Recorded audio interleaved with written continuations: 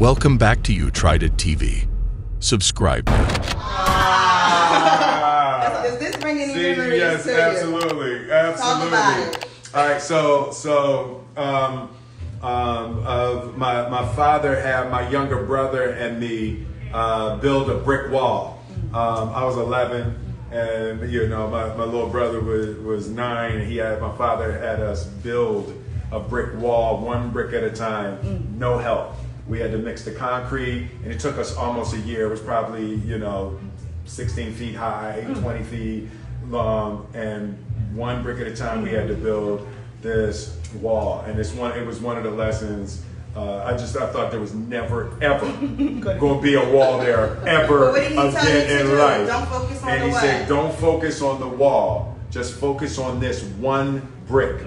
Just lay one perfect brick. There is no wall, right? And that lesson kind of taught me that when you're focused on building a wall, you're focusing on this big giant dream you have. It's really hard to get your head around it. But if you just focus on laying one brick perfectly, like, of course you can do that. One day at a time. Yep, absolutely. So yeah, that's the brick. That was 56 in Arlington. 56 in Arlington. Is that wall still?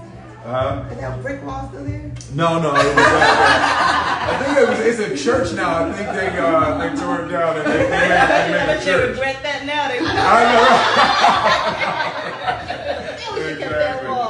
know. One perfect brick. No, that lesson comes back to me like literally 2 or 3 times a week when something gets too giant for me. It's like, nope, Will, we're not thinking about no wall. Bring it in. Bring it in. One brick. My sister and One I, brick. we call that our finding our stillness. Finding our stillness. I love that. Yeah. There you go. Yeah. Narrative. The narrative. We're Yeah. walking. Find your stillness. That. We're walking Absolutely. narratives. Walking narratives. That's beautiful. Okay. So we're gonna continue to take you through the simulation. Yeah. Okay, because your great grandchildren who are modern day Harriets want you to know how powerful Yes. this message is. Okay, so move over here. This is the first time I'm seeing my book like this. What? I've only seen one copy. Well, here we are. And this is the first time I'm seeing multiple copies of my book. Pause. Find your stillness Find my stillness. and take it in.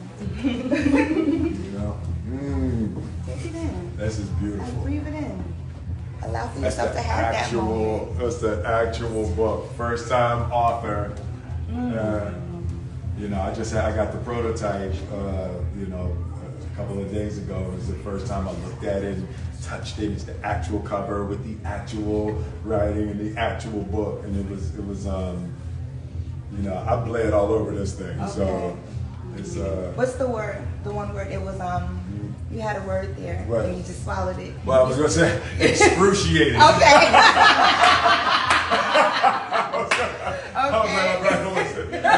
Excruciating, putting all of my experiences, and it's a really liberating process to just tell your truth and let it live. Let Your great grandchildren, they are so happy that you did. Awesome. Yeah, it really shapes things for the future. That is so real. That is so real. They told us that one day, which Harry was here, because at 6:04, he had a personal protest. Because he didn't want to come to the breakfast table that day. We want to talk about protest. What does that mean to have a personal protest? Yeah. The idea of a personal protest, that was just Harry too, by the way. We wanted him We want the future. They told us that he might be like that. It's the daddy over there. Yes, exactly. No, a personal protest, to be able to stand firmly in your knowingness, in your certainty. And just because somebody is stronger than you doesn't mean they're right. And might does not make right.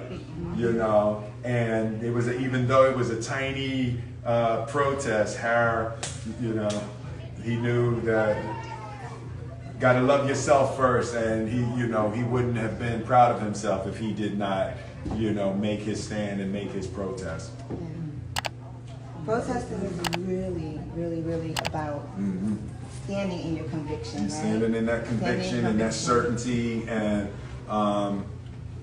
being willing to bleed. What are you certain about today? What am I certain about? I am certain that living authentically is of a higher quality than maintaining a persona. Yeah. We'll test that. We'll test that. I hope I don't have to do a personal protest. We're like,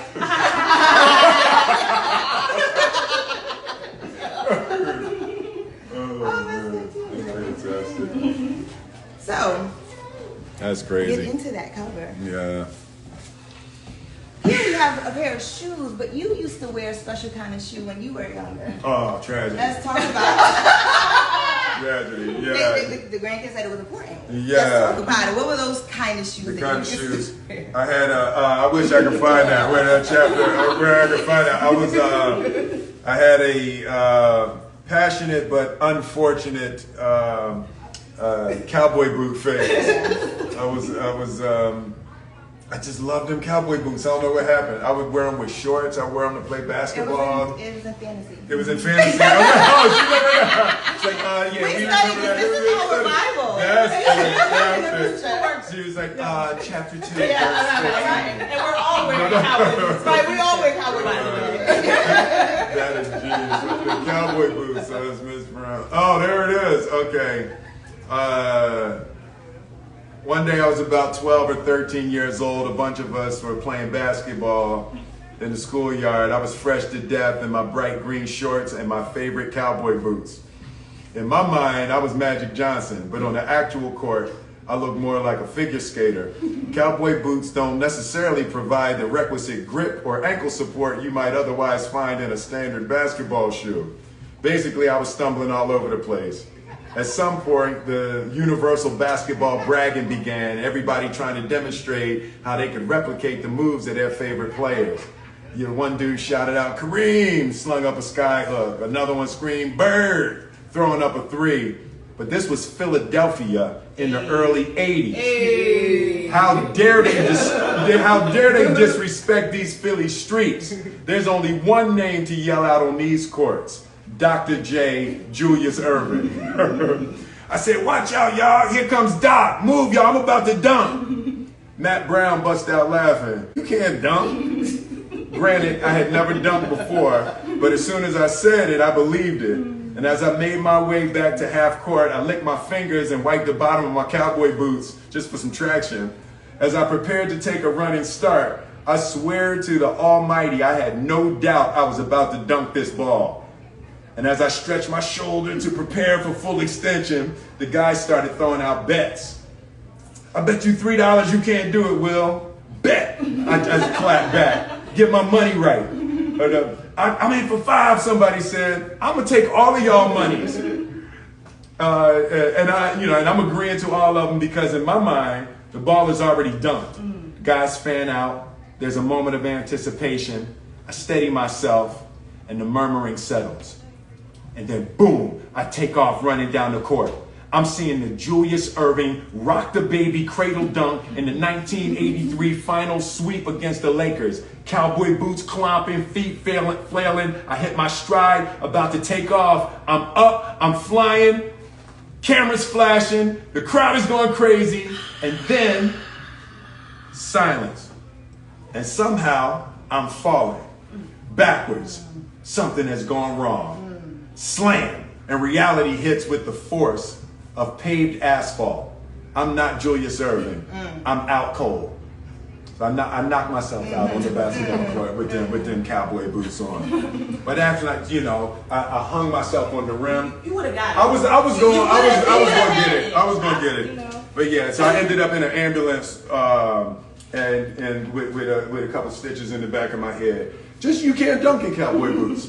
And I think and I learned that lesson, and that's what this book is about. This book is about lessons. In the future, they can dunk. They can dunk in cowboy. You were doing everything Oh, in in the future.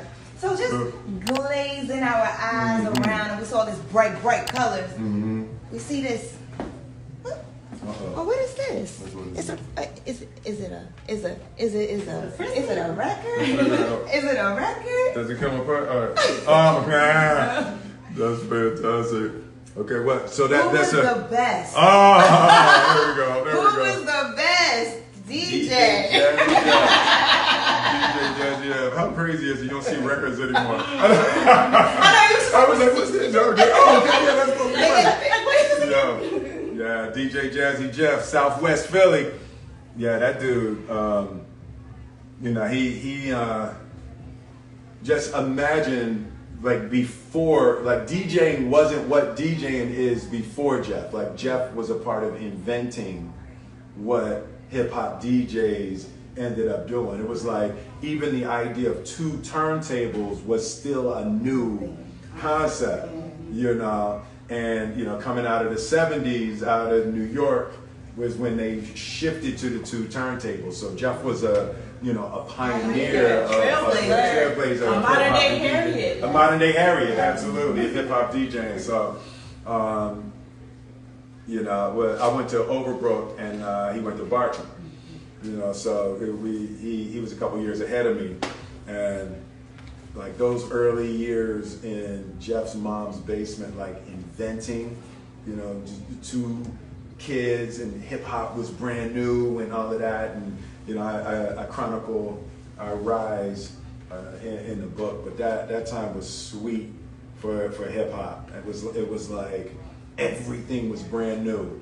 We would perform, and sometimes you'd perform, and half the crowd had never seen a person rap before. Right. It was new. MC. It was like that's how